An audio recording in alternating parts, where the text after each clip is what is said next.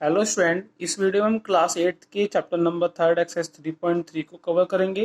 तो यहाँ पर हम क्वेश्चन नंबर 3 से स्टार्ट कर रहे हैं। क्वेश्चन नंबर 3 में गिवन है, can a quadrilateral ABCD be a parallelogram if first condition given है, सेकंड एंड थर्ड। आपसे बोला गया है कि यहाँ पर एक क्वाड्रिलेटरल है ABCD जिसमें आपको उसे पैरेललोग्राम प्रूफ करना है या नहीं होना है, मतलब कंडीशन गिवन है कि इन कंडीशन में होगा या नहीं, तो आपको बताना है। सबसे पहली कंडीशन आपके पास angle D plus angle B equal to 180 degree. Means यहाँ पर एक क्वाड्रिलेटरल है ABCD और इसके अंदर जो एंगल डी है और जो एंगल बी है, अगर इन दोनों को आप ऐड करते हैं तो 180 के इक्वल होगा या नहीं। ठीक है, तो यहाँ पर दोनों ही कंडीशन है, मतलब ये हो भी सकता है और नहीं भी। ये होगा कब? अगर ये दोनों एंगल इक्वल आते हैं। ठीक है, अगर दोनों एंगल इक्वल है तो भी पैरेललोग्राम बनेगा। अपोजिट साइड जो होते हैं वो एंगल के पैरेललोग्राम के वो इक्वल होते हैं। ठीक है, तो अब अगर ये दोनों इक्वल हैं तो इक्वली कंडीशन में सिर्फ दो ही एक केस ही बनता है कि 90 प्लस 90, क्योंकि दोनों इक्वल भी दिखाने हैं। तो 90 प्लस 90 इक्वल टू 180 हो सकता है। ठीक है, अगर ये दोनों एंगल इक्वल नहीं रखे, मीन्स अगर एक 89 रख लें, एक 91 रख लें, इस तरह से। ठीक है, तो यहाँ पर आप देखें कि मतलब इनका सम 180 तो आ जाएगा, लेकिन एंगल इक्वल ना होने की वजह से ये पैरेललोग्राम प्रूफ नहीं हो पाएगा।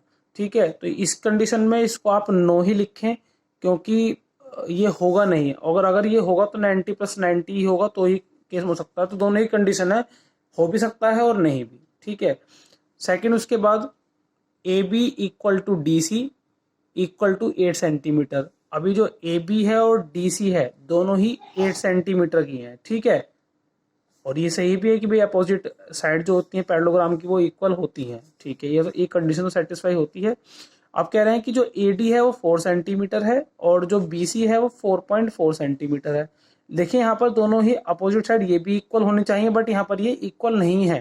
तो पैरेललोग्राम प्रूफ करने के लिए आपको दोनों ही pair of opposite side, means ये वाला पेयर भी और ये वाला पेयर भी, अगर आप इक्वल शो करते तब भी आपका ये पैरेललोग्राम प्रूफ हो सकता है। तो यहाँ पर ये दोनों इक्वल नहीं होती हैं, तो इस कंडीशन में भी ये नो ही लिखा जाएगा, क्योंकि अपोजिट साइड जो है वो इक्वल नहीं है। यहाँ पर तो इक्वल है बट 4 और 4.4 इक्वल नहीं आ रहा है। नाउ थर्ड पार्ट पे आते हैं कि एंगल ए जो है वो हमारे पास 70 डिग्री का है। ठीक है, और जो एंगल सी है 65 डिग्री का है। तो क्या इस केस में ये पैरेललोग्राम बनेगा? नहीं बन सकता, क्योंकि अपोजिट एंगल तो इक्वल होते हैं लेकिन यहाँ पर इक्वल नहीं है। तो इस केस में भी ये इसका आंसर नो ही होगा। और रीजन आप दे देंगे बिकॉज पैरेललोग्राम के जो अपोजिट साइड होते हैं वो इक्वल होते हैं, बट यहाँ पर इक्वल नहीं है। ठीक है, नाउ क्वेश्चन नंबर 4 पे आते हैं। Draw a rough figure of a quadrilateral that is not a parallelogram but exactly two opposite angle of equal measure. हमें एक ऐसा क्वाड्रिलेटरल ड्रॉ करना है जिसमें वो पैरेललोग्राम तो नहीं हो, but exactly two opposite angle, उसका कोई भी दो अपोजिट एंगल जो है वो इक्वल मेजर के होने चाहिए। तो ऐसे क्वाड्रिलेटरल होता है वो जो कि पैरेललोग्राम नहीं होता, बट उसका एक pair of opposite angle equal होता है। तो उस फिगर को बोला जाता है काइट। इस तरह से अगर हम इसको ड्रॉ करेंगे ये, ठीक है, तो ये काइट की शेप होती है। इसको मैंने अगर इसे नाम दे दें A B C और D। ठीक है, इस काइट का जो प्रॉपर्टीज होती है होता है ये भी क्वाड्रिलेटरल में। प्रॉपर्टी क्या होती है कि इसका एक पेयर, मींस ये वाला जो पेयर होता है ये वाला इक्वल होता है और वन पेयर इसका अनइक्वल होता है। मींस कैसे? एंगल बी एंगल डी के तो इक्वल होगा, लेकिन angle A is not equal to angle C. ठीक है, और इसके जो ये वाले पेयर एग्जैक्ट एक दूसरे के बराबर और कंसेक्यूटिव हैं, ए बी और ए डी ये दोनों इक्वल होते हैं। इधर बी सी और डी सी इक्वल होते हैं। अपोजिट साइड इक्वल नहीं होती हैं इसकी, इसके जो बराबर बराबर एडजेसेंट होती हैं ये इक्वल होती हैं। बी सी और डी ए ये दोनों आपस में इक्वल है और इधर ये दोनों इक्वल है। ठीक है, और इसका ये वाला एंगल इक्वल होगा और एक अनइक्वल होगा। तो ये एक तरह के हम लिख सकते हैं कि अकाइट। ठीक है, इसका एग्जाम्पल होगा क्वाड्रिलेटरल जो पैरेललोग्राम नहीं होगा, बट उसका exact one pair of opposite angle equal होंगे। नाउ क्वेश्चन नंबर 5 में गिवन है the measure of two adjacent angle of a parallelogram are in the ratio 3:2। Find the measure of each of the angles of the parallelogram. एक parallelogram है जिसमें उसके two adjacent angle का ratio हमें given है 3:2। तो adjacent angles कौन से होते हैं, जो इसकी जस्ट नेक्स्ट वाले एंगल होते हैं, मतलब यहाँ पर ये ए है तो इसी के जस्ट नेक्स्ट यहाँ पर बी। ठीक है, तो ये एडजेसेंट हो गई। इसी तरह से आप ए और डी को भी लिख सकते हैं एडजेसेंट में, या फिर बी और सी को भी लिख सकते हैं, या डी और सी को भी लिख सकते हैं। ठीक है, तो मैंने यहाँ पर दो एडजेसेंट एंगल माना है ए और बी, और अभी दोनों दे रखे हैं हमें रेशो में 3:2।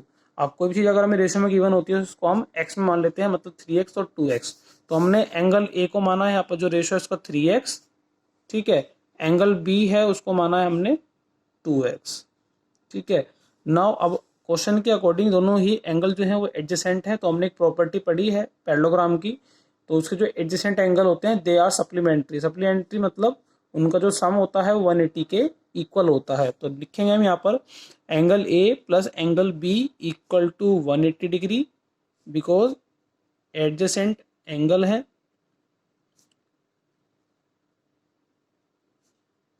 और सप्लीमेंट्री। ठीक है, जिनका सम 180 के इक्वल होगा। तो यहाँ पर एंगल ए का जो रेशो है कितना था 3x, यहाँ पर ये 2x इक्वल टू 180 डिग्री, तो ये आ जाता है यहाँ पर 5x, दोनों को ऐड करके इक्वल टू 180 के इक्वल। तो यहाँ से x की वैल्यू आएगी 180 डिवाइड बाय 5।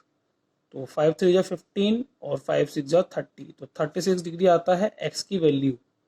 ठीक है, लेकिन ये हमारा एंगल नहीं है, हमें एंगल एग्जैक्ट फाइंड करने हैं। तो एंगल ए हमारे पास जो आया है 3 × 36, तो ये आ गया 6 3 जा 18, 3 3 जा 9 और एक 10। ठीक है, 108 तो आ गया हमारे पास ए, और बी आ जाएगा 2x यानी कि 2 × 36, तो 6 2 जा 12, 3 2 6 72। तो ये दोनों एंगल हमारे पास आ गए हैं ए और B. Now question number 6 given है two adjacent angles of a parallelogram have equal measure, find the measure of each of the angle of the parallelogram. तो एक पैरेललोग्राम है जिसमें उसके एडजेसेंट एंगल का जो मेजर है वो इक्वल गिवन दिया हुआ है आपको। ठीक है, तो कोई भी दो एडजेसेंट एंगल हमें ले लेते हैं, हम ए और बी ही ले लेते हैं एडजेसेंट एंगल, और दोनों का जो मेजर है मीन्स जो भी इनकी वैल्यू होगी वो इक्वल है। तो मतलब अगर मैं इसको x मान लूँ तो हमारे पास ये भी x ही होगा। ठीक है, आपको क्या फाइंड करना है, इनकी मेजर फाइंड करने कितने कितने ये एंगल हैं और पैरेललोग्राम में है ये। तो हमें वापस यही काम करना है, हमने ए को कितना माना है x, तो हमारे पास बी भी हो जाएगा वो भी x हो जाएगा, दोनों का हमें इक्वल मेजर गिवन है क्वेश्चन में। ठीक है, नाउ अब क्वेश्चन में ये पैरेललोग्राम गिवन, तो पैरेललोग्राम के जो एडजेसेंट एंगल होते हैं उनका सम 180 के इक्वल होता है, अभी हमने पढ़ा था। तो यहाँ पर दोनों सम मैंने 180 के लिखा है क्योंकि एडजेसेंट एंगल आर सप्लीमेंट्री। ठीक है, तो इनका सम जो होगा 180 के इक्वल होता है। तो यहाँ पर ए जो है वो भी x है और जो b है वो भी x है, तो x plus x is equal to 180 के इक्वल, तो 2x आ जाएगा 180 के इक्वल। तो यहाँ से आप x की वैल्यू फाइंड कर लेंगे 180 डिवाइड बाय 2। ठीक है, तो x की वैल्यू यहाँ पर आ जाएगी 90। अब x जो हमारे पास 90 आया है मीन्स एंगल ए भी हमारे पास 90 डिग्री का हो जाएगा और एंगल बी भी हमारे पास 90 डिग्री का हो जाएगा। नाउ क्वेश्चन नंबर 7 पे जाते हैं। The adjacent figure HOPE is a parallelogram, find the angle measure x y and z, state the property use to find them. ठीक है, आपको एक बराबर में फिगर दी हुई है इसका HOPE और जो कि एक पैरेललोग्राम है, तो हमें फाइंड करना है इसमें x y और z की वैल्यू, x y और z की वैल्यू फाइंड करनी है। और फाइंड करते वक्त आपको जो भी प्रॉपर्टी यूज होगी वो आपको यहाँ पर मेंशन भी करनी है क्वेश्चन में। तो हमें यहाँ पर x y और z फाइंड करना है। सबसे पहले आपको जो चीज़ गिवन होती है, एंगल यहाँ पर 40 डिग्री है, यहाँ पर 70 है, तो इनसे ही स्टार्ट करें। तो गिवन सबसे पहले मैं 70 से स्टार्ट करता हूँ। देखिए यहाँ पर जो 70 है इसी से बराबर में जो एंगल बना हुआ है ये वाला। ठीक है, इसको मैं नेम देता हूँ यहाँ पर 1। अब क्वेश्चन के अगर हम इसको देखें तो एक ये स्ट्रेट लाइन है और एक यहाँ पर एक रे निकलती है। तो अगर कोई एक स्ट्रेट लाइन होती है उस पर कोई भी रे निकलती है तो वहाँ पर जो एंगल सेपरेट बन जाते हैं, इन दोनों से 180 के इक्वल होता है because they are on a straight line. तो उनका 180 के इक्वल होता है, they are called linear pair angle. ठीक है, तो मैं यहाँ पर लिखूंगा कि angle 1 plus 70 equal to 180 degree. ये दोनों का सम 180 क्यों हुआ है, because they are linear pair. ठीक है, दोनों ही लीनियर पेयर हैं तो इनका सम 180 के इक्वल होगा। लीनियर पेयर प्रॉपर्टी होती है जिसके अकॉर्डिंग ये एक स्ट्रेट लाइन पर होते हैं और स्ट्रेट एंगल जो है 180 का होता है। तो इन दोनों से हमने 180 के इक्वल लिखा है, 1 और plus 70 equal to 180 degree. Now हम यहाँ सब एंगल 1 फाइंड कर लेते हैं। Angle 1 is equal to 180 minus 70, 70 को उधर ले आएंगे तो एंगल 1 यहाँ पर आ जाएगा 110। ठीक है, लेकिन हमें एक्स वाई जेड फाइंड करना है तो हमें 1 मिल जाता है। हम यहाँ पर करते हैं इसको स्टार्ट। अब देखिए आप, ये जो 1 है ये एक्स के इक्वल होगा क्योंकि ये इट इज़ अ पैरेललोग्राम, और पैरेललोग्राम के जो अपोजिट एंगल होते हैं उन वो आपस में क्या होते हैं, इक्वल होते हैं। तो हम लिखेंगे कि एंगल 1 और एंगल एक्स दोनों ही आपस में इक्वल है because opposite angle of a parallelogram are equal. ठीक है, तो यहाँ पर जो x होगा वो 1 के इक्वल हो गया, यानी कि 1 की जो वैल्यू है 110 वो x की भी हो जाएगी अब। ठीक है, दोनों ही आपस में इक्वल हो गए। पहला हमारे पास x फाइंड हो चुका है। अब बात कर लेते हैं y और z की। ठीक है, नाउ अब देखें आप, इस पैरेललोग्राम के अंदर आप आए तो अपोजिट साइड जो होती हैं वो इक्वल भी होती हैं और पैरेलल भी होती हैं। ठीक है, अगर EP और HO पैरेलल है, ठीक है, तो इसको मान लेता हूँ ट्रांसवर्सल लाइन। ठीक है, इट इज ट्रांसवर्सल लाइन। तो हमने एक एंगल पढ़े हैं अल्टरनेट इंटीरियर एंगल। कैसे होते हैं, अगर दो लाइन पैरेलल हो और एक उसको ट्रांसवर्सल इस तरह से काटती हुई जाती है तो ये जो अंदर एंगल बनते हैं ये और ये दोनों पेयर अल्टरनेट इंटीरियर एंगल होते हैं, दोनों इक्वल होते हैं, और ऐसे ही दोनों इक्वल होते हैं। तो मैं अगर इसको इस तरह से फिगर को मानूं यहाँ पर कि दो लाइन पैरेलल जा रही है और ये ट्रांसवर्सल है इस तरह से, तो यहाँ पर जो ये एंगल है ये 40 के इक्वल है और यहाँ पर Z है वो इसके इक्वल हो, जो भी एंगल यहाँ पर होगा। ठीक है, तो मेरे पास अगर मैं इन दोनों को अल्टरनेट इंटीरियर एंगल मान लेता हूँ तो y की वैल्यू जो है 40 के इक्वल ही हो जाएगी। तो वही करूँगा, यहाँ पर मैं लिखूंगा कि जो EP है पैरेलल है HO के। क्यों पैरेलल है, क्योंकि HOPE इज अ पैरेललोग्राम, तो उसके अपोजिट साइड पैरेलल हो गई। अब EP पैरेलल है HO के, तो यहाँ पर जो HP है, HP is a transversal. HP को हमने क्या मान लिया है, ट्रांसवर्सल। तो इसके हिसाब से क्या होगा कि जो अल्टरनेट एंगल बन रहे होंगे वो आपस में इक्वल होंगे। तो यहाँ पर जो Y एंगल है वो 40 के इक्वल हो जाएगा। तो angle Y is equal to 40 degree because alternate interior angle, ये अल्टरनेट एंगल जो बनते हैं इनके लिए कंडीशन ये जरूर होनी चाहिए कि अपोजिट साइड जो है पैरेलल होंगी और एक ट्रांसवर्सल लाइन जाएगी, तो वहाँ पर जो एंगल बनेंगे वो अल्टरनेट एंगल बन जाते हैं एक दूसरे के जो अपोजिट साइड होते हैं, और ऐसे ही दोनों एंगल अल्टरनेट बन जाते हैं। तो y की वैल्यू भी यहाँ पर 40 आ जाती है। ठीक है, नाउ अब बात करते हैं z। हमें z फाइंड करना है, तो z के लिए आप अब आ जाएं इस ट्राइंगल के अंदर POH।